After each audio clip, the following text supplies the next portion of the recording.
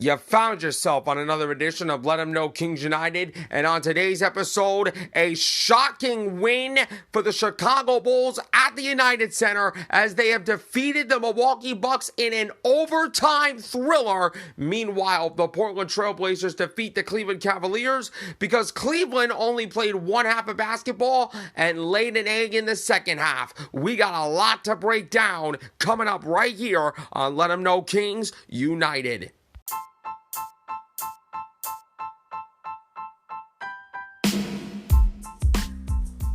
And now, ladies and gentlemen, it is that time for the post-game reaction podcast of the Cleveland Cavaliers, Sacramento Kings, and the Chicago Bulls. This is Let 'Em Know Kings United.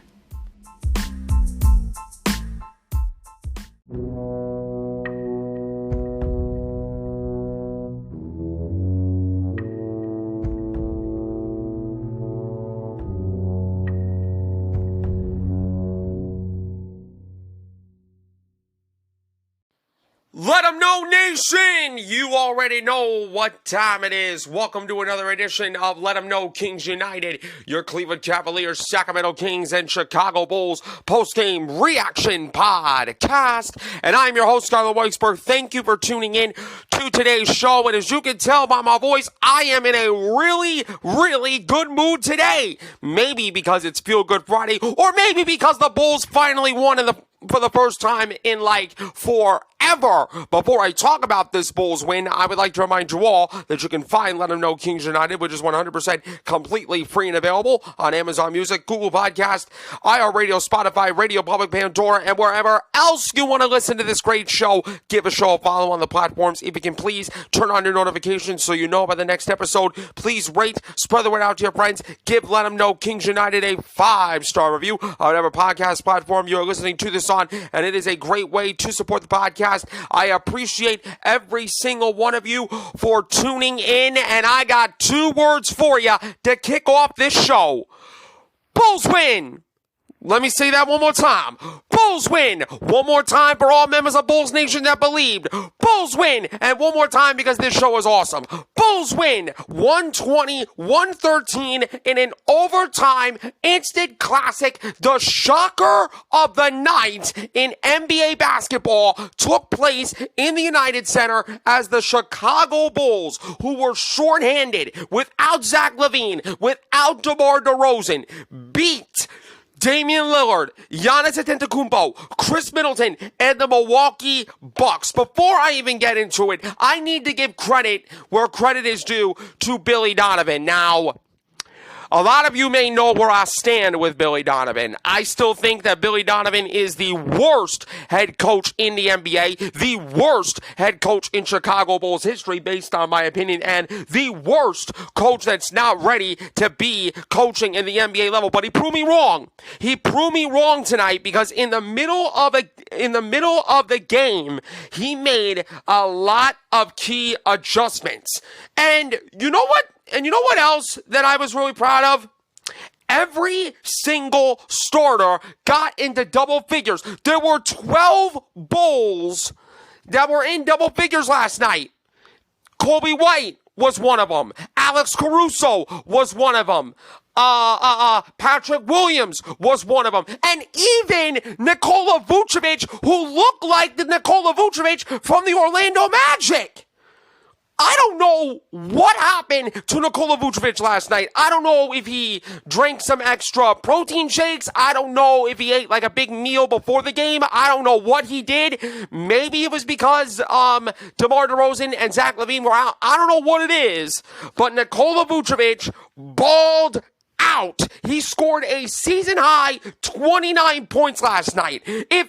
Only if Nikola Vucevic could maintain this. If the Bulls played with this amount of heart, with this amount of fight, with this amount of passion, this amount of resilience every single night, we wouldn't be a 6-14 team right now. Yes, we got some close losses in there. Yes, we know that every team in the NBA is better than us. But you know what? you know what?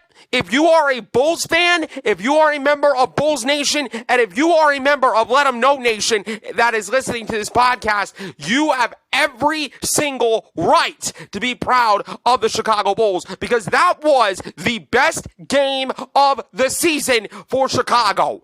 And by the way, can I just shout out the crowd at the United Center real quick? That place was absolutely jumping. It was jumping almost from the tip. Now, the Bulls got off to another rough start. It was 9-0 at one point, and Billy Donovan had to call a timeout, and I was like, oh no, here we go again.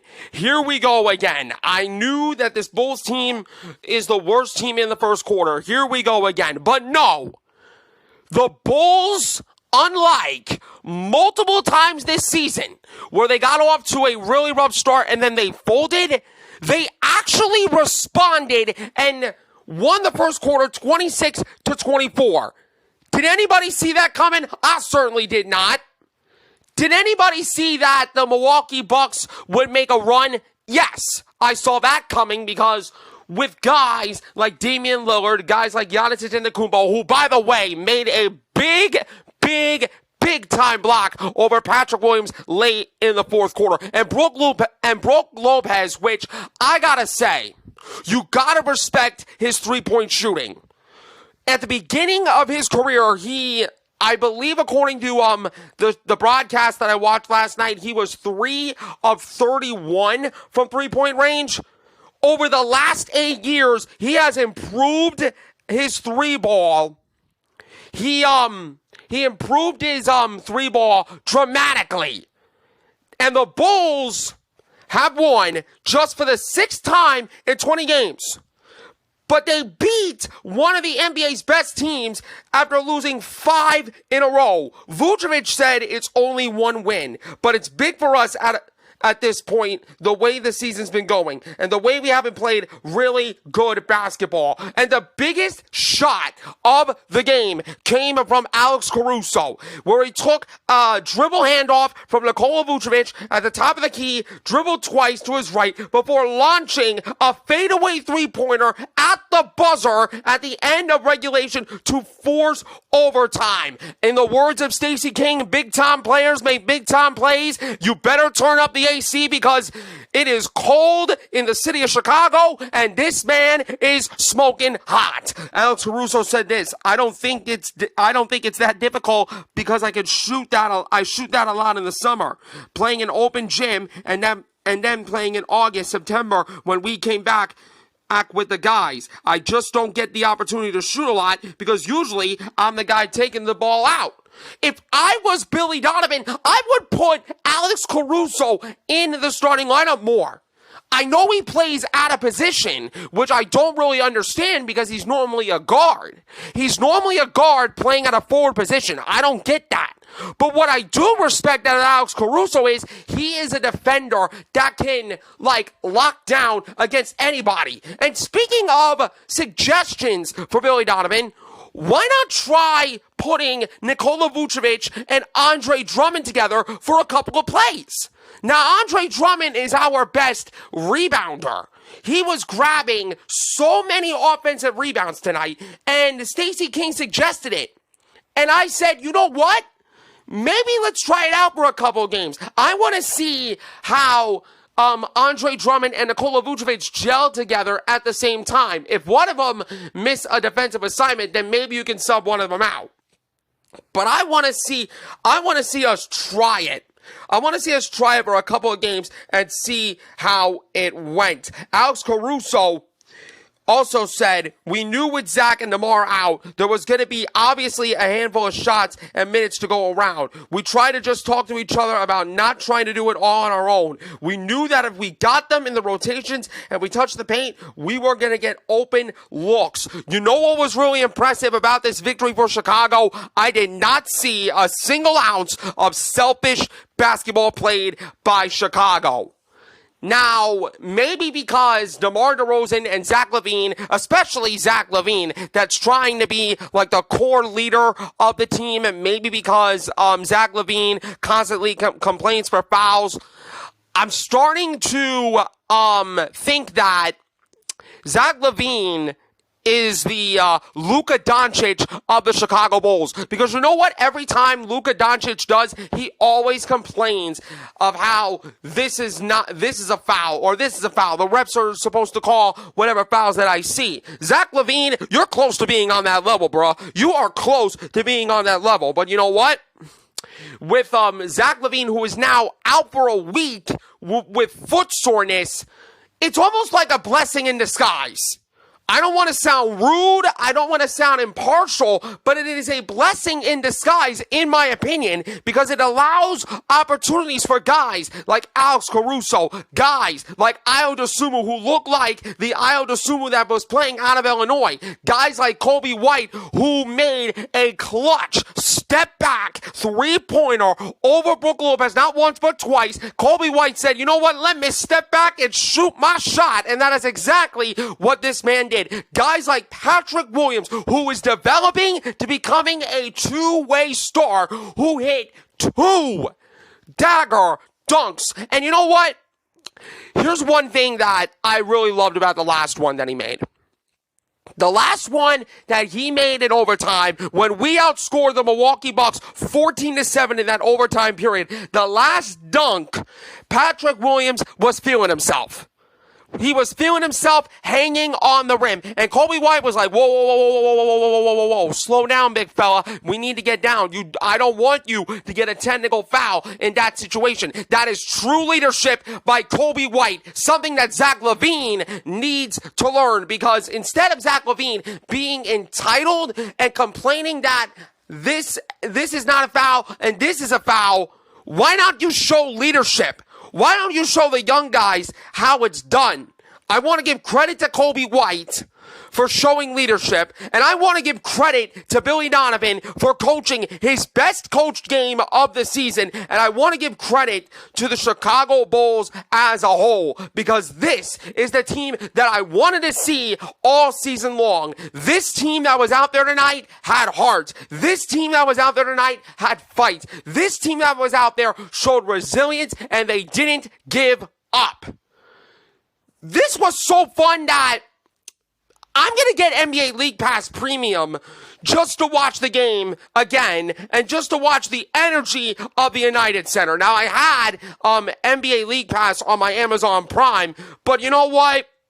I needed to feel the energy of the United Center. I needed to feel the energy of the crowd. I wanted to feel like I was inside the NBA arenas for the Cleveland Cavaliers, Sacramento Kings, and the Chicago Bulls. So I'm going to get NBA League Pass Premium just as soon as this show goes live, and I'm going to get rid of Amazon Prime NBA League Pass. But I also want to give credit to the Milwaukee Bucks. That is a championship team that the Chicago Bulls just played. I mean, Giannis Antetokounmpo was getting his shots. Damian Lillard was making plays. Malik Beasley made some big threes and big defensive stops late in the game. Brook Lopez, like I said, he's a good inside player, but you got to respect his three-point range. I want to give the Bucks credit because that is a good team. That is a good team over there, and I still think Milwaukee is one of the best teams in the Eastern Conference. But for the Bulls, now let's see if we can build on it. Now let's see if we can string some wins together. We got another tough test against the New Orleans Pelicans, but I'll tell you what. I feel confident going into this game than I feel more confident after that I feel more confident going into tomorrow's game against the Pelicans after this big-time win by the Chicago Bulls. Let's see if they can string some back-to-back wins together for the first time this season. If we bring that same energy, I think we can do it. The Bulls shot 46% for the field, 45% for the Milwaukee Bucks from the field, so it was pretty even. The three-point percentage, The Bucks made more threes than the Bulls, 16 out of 48 for 33%, compared to 13 to 37 with 35%. The free throw percentage, the Bulls, 77%. For the Bucks, 69.2%. The rebounds were 51-43 in favor of Chicago. The assists were 32-28 in favor of Chicago. The offensive rebounds, 14-9 in favor of the Chicago Bulls. Good job by them getting a lot of second chance points, which was a big point of emphasis in this game. The steals were 14-12 in favor of Chicago. The blocks were 6-4 in favor of Milwaukee. But I mean, hey, when you have Giannis Antetokounmpo making a whole lot of blocks, it's a tough time to stop Milwaukee when Giannis Antetokounmpo blocks a lot of shots. The points in the paint, 52-44. We did a good job in favor of the Bulls of getting points in the paint. The fast break points were 20-11 in favor of Chicago. The turnovers were 21 apiece, but points off turnovers, Milwaukee allowed 25, while the Bulls allowed 19. So the Bulls, they showed a lot of fight. They showed a lot of fight in this game, and I am really proud of being a Chicago Bulls fan after tonight. Giannis Antetokounmpo, he was playing his game. 26 points, 14 rebounds, 5 assists, 5 blocks, 2 steals. Brook Lopez with 20 points. He was 6 for 10 from 3 with 4 rebounds. And that was pretty much it. Damian Lillard, 18 points. He had 13 assists and 5 rebounds, 2 steals, and 1 block. Malik Beasley, 19 points, 3 rebounds, 3 assists. He was 5 of 15 from 3. And we did a really amazing job of containing Chris Middleton. 9 points in 27 minutes with 3 rebounds, 3 assists, and 2 steals. We did a really amazing job of containing Chris Middleton. We didn't do a good job of containing Damian Lillard and Giannis Antetokounmpo, but hey, they're all-stars for a reason, and I expected them to get their own buckets. As far as the Bulls, Nikola Vucevic played his best game as a Bull with 29 points, 10 rebounds, 6 assists, and a steal. Patrick Williams with 12 points, 2 steals, a block. He also had 2 rebounds and an assist. Alex Caruso, 11 points with 5 rebounds and a big 3. He was 3 for 5 from 3-point range. Andre Drummond out of the bench, 10 points, 14 rebounds, including 5 of them on the offensive glass. He was a plus-minus, a plus 13. Jabon Carter, 11 points, a plus-minus, a plus 22 with 2 rebounds and 3 steals. And Torrey Craig with 10 points. It was an overall great team win for Chicago against one of the best teams in the Eastern Conference. Now, don't go back to the same old Bulls. Don't go back to the style that you had before. Don't go back to the heartless, gutless, fightless Chicago Bulls. Build on this. Build on this. Bring that same energy to the New Orleans Pelicans, and we're going to be good, Chicago. Bulls win. Bulls win. Bulls win. This feels good. But coming up next, something that didn't feel good, as the Portland Trailblazers said, you want to mess around, you want to play one half, find out what happens, as the Cleveland Cavaliers secured its worst loss of the season against a Portland team who still has the worst offense in the NBA, but it didn't feel like it in Cleveland last night. We're going to break all that down when we come back on Let 'Em Know Kings United. Welcome back to Let 'Em Know Kings United, and while the Bulls got the best win of the season, the Cleveland Cavaliers most definitely got the worst loss of the season, as a 23-point lead at the end of the first half slipped away from the Cleveland Cavaliers because the Portland Trailblazers played a better second half, while the Cleveland Cavaliers basically forgot how to play, as the Trailblazers beat the Cleveland Cavaliers by a final score of 103-95, salvaging a regular season split between the two teams, because the Cleveland Cavaliers and the Portland Trailblazers met twice during the regular season. I want to give the credit and the kudos to the Portland Trailblazers before I get in a rant against the Cleveland Cavaliers. I want to say this. Chauncey Billups is a better coach than J.B. Bickerstaff ever was. Yeah, I said it. Because Chauncey Billups, he knows the game. He actually played the game of basketball. He was part of the 2004 Detroit Pistons, if y'all remember. He was Mr. Big Shot. He was the clutch. He was the king of the clutch. And Chauncey Billups was out coaching J.B. Bickerstaff in the second half and basically all game long. And most importantly, Shaedon Sharpe. This dude is a stud. He went 11 of 15 from the field and added 10 rebounds for Portland, who scored 12 straight points in the fourth quarter. And you know what was worse? The Cleveland Cavaliers went more than 5 minutes without a damn field goal. No shot, no fouls, no drives, no nothing. It was almost like the Cleveland Cavaliers were saying, we got a 23-point lead. Let's relax. Let's relax and coast to the next game against Detroit. You can't play like that when you're expecting to win, especially given the expectations in Cleveland. Especially given the fact that Donovan Mitchell could potentially leave the Cleveland Cavaliers next year. When you have guys like Max Strus, George Niang on your team, you create so many expectations for Cleveland. Unfortunately, this Portland Trailblazers loss, that cannot happen. That cannot happen, especially to a Cavaliers team whose goal is making to the playoffs again, whose goal of proving to Donovan Mitchell that he belongs in Cleveland, improving to Donovan Mitchell his basketball career will be worth it in Cleveland. After this loss, I don't see it. I really don't even see it. But about Shaedon Sharpe, his biggest basket came with 1:33 left on a driving layup that put Portland ahead 99-91. After a drop, he stood on the baseline and flexed for the crowd while shooting a glance at Cleveland's bench. Shaedon Sharpe, after that performance, you deserve to do that. I'm not even going to say I'm not going to say that was disrespectful. I'm not going to come on here and say that. Shaedon Sharpe earned every single right to do that. You know why? Because the Portland Trailblazers deserved the win, and the Cleveland Cavaliers foxed around and found out. Chauncey Billups said this: Shaedon Sharpe was special tonight, and everyone else chipped in. He made big shots and got some grown man rebounds. I got on him at halftime because he was playing like he was in the summertime, playing picked up basketball. You know what? Chauncey Billups, I gotta give you credit for that.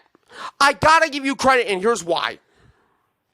Unlike J.B. Bickerstaff, Chauncey Billups has preached accountability to the Portland Trailblazers.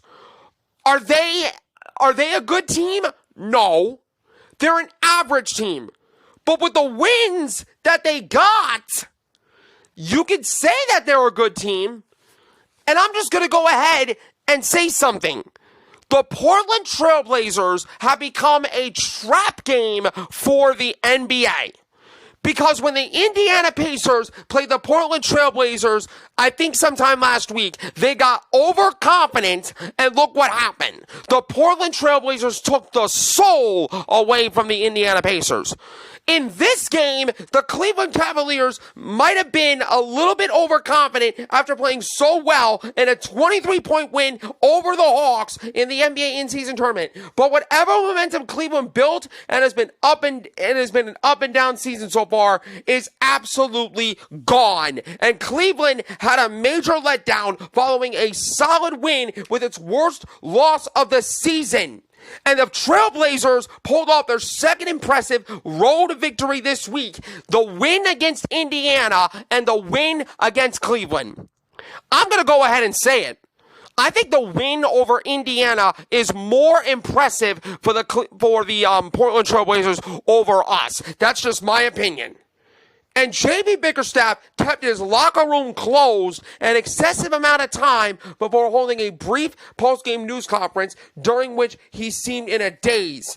The message was, just trying to get an understanding of where we were going and how we're going to get there.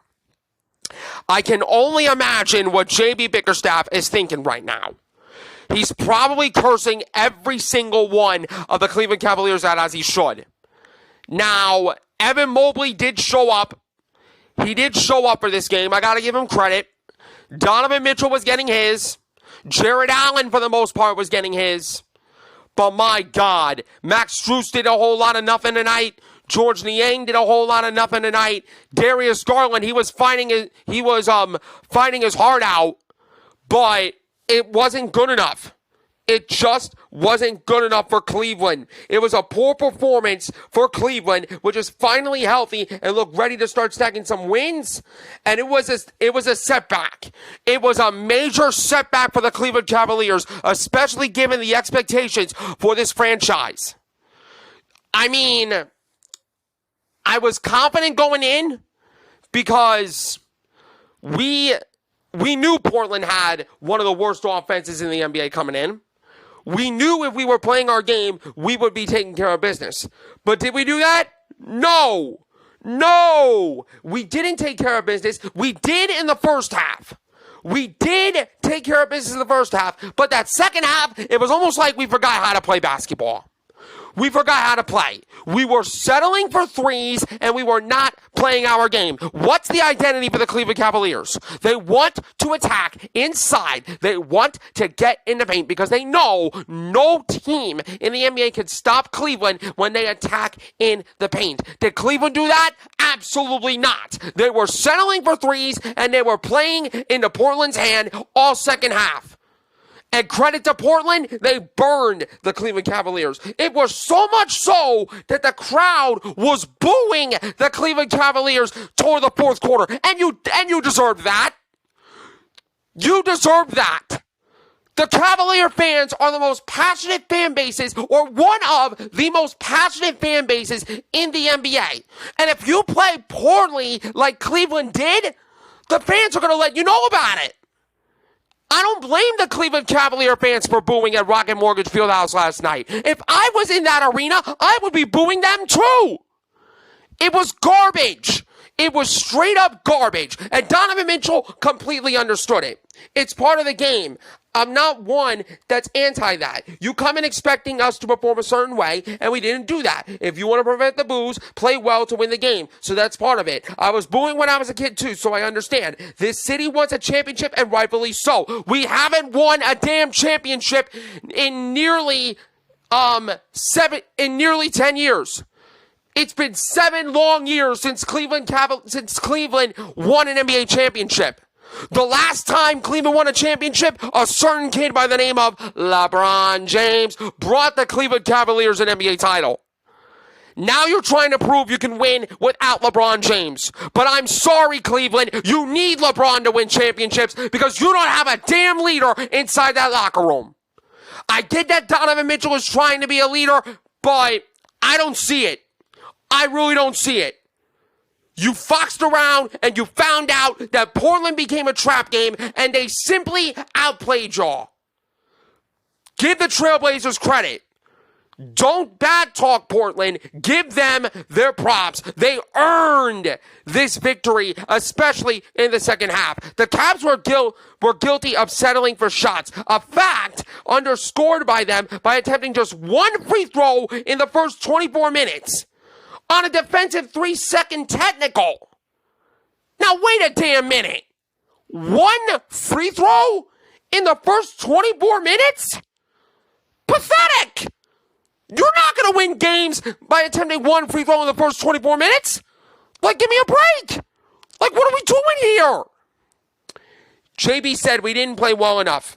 We did good things and we created a lead and didn't do enough to sustain it. We did do the right thing and good things happen. We don't, and they are able to go on these runs. Cleveland appeared on the verge of taking control early in this game, outscoring Portland 15-2 in the first 5 minutes and 38 seconds of the first quarter to open a 40-24 lead. However, Billups went back to his starting lineup, and his club responded with a 14-2 run to pull within 46-40 at the half. And at that point, it was game over. It was game over for Cleveland because they were settling for threes and they were not playing their game. Like I said, don't bad talk the Portland Trailblazers. Give them their props. Give them the credit. They earned this victory, and I want to give credit to Chauncey Billups because he is a better coach than JB Bickerstaff ever was. So JB, I swear to you right now, if you go in to Detroit, I don't know if you're on the road against Detroit or home against Detroit. It doesn't matter. The point is, if you come out playing against the Detroit Pistons, who, by the way, you are in Detroit, I got to check. You are in Detroit, I had to double check. If you go in to Little Caesars Arena in Detroit, Michigan, against the worst team in the NBA, the Detroit Pistons, and you play the same way that you played last night, oh, I'm going to go off on your ass. Don't make me go off on you. Because I had to cut you some slack the way that you've been coaching this team lately. But now that you lost in that embarrassing fashion by laying an egg in the second half, getting outscored 34-29 in the third quarter and 29-20 in the second, you were almost... Don't make me go off on you, JB. Because I can and I will at any freaking moment. 50% for the field for the Portland Trailblazers. 40% from three for them. For Cleveland, 42% for the field. But 21% from three. You were 7 of 32 from three-point range. Not good enough. Not good enough. And look at the points in the paint. 50-44. It was only a 6-point advantage. If we were playing to our identity, we would have scored 60 or 70 points in the paint. This Portland team cannot stop us when we get inside in the paint. And unfortunately, Cleveland was like, we don't want to play our style today. Let's just do whatever we want. You played around, you messed around, you foxed around, and you found out. Give credit to Portland. They made you into a trap game, and they bait you into the trap. Now, I cannot believe when I'm saying this. Detroit might be watching this, and they might be like, we're going to finally stop this long losing streak. This Portland team, this Cleveland team cannot stop us. That's what the Pistons are saying. The Pistons have more momentum than you. I get that they're 2-18, but they have more momentum than you because of this butt performance. Prove me wrong. Prove me that you are the better team in Detroit. Prove me that you can play Cleveland Cavaliers basketball. Because after what I saw last night, you don't even deserve to win. Let alone you don't even deserve to go into the playoffs. And by the way, you are 5-6 at home after having one of the best records at home last year. You're not protecting your home floor, and this is what happens. Embarrassing performance. Shaedon Sharpe, outstanding. 29 points, 10 rebounds, all of them on the defensive glass. He had 5 assists and 1 steal. Jeremy Grant, 13 points, 3 for 6 from three-point range, 2 rebounds, 3 assists, 2 steals, and a block. You let Kamara score 9 points in 24 minutes. Off the bench, you allow Thibault to score 10 with a couple of rebounds, and Reith was 3 for 4 from 3 with 13 points. He was a plus-minus, a plus 14 on the night with 2 rebounds and 2 assists. As far as Cleveland, the only guy that constantly showed up to me was Evan Mobley. 20 points, 8 rebounds, 3 assists, 2 steals. Donovan Mitchell got his with 23. He always does, so I'm not really that surprised. Darius Garland, he had 15 points on the night with 4 rebounds and 7 assists and a steal. And Jared Allen with 12 and 10. He had a double-double for him. But look, y'all got embarrassed.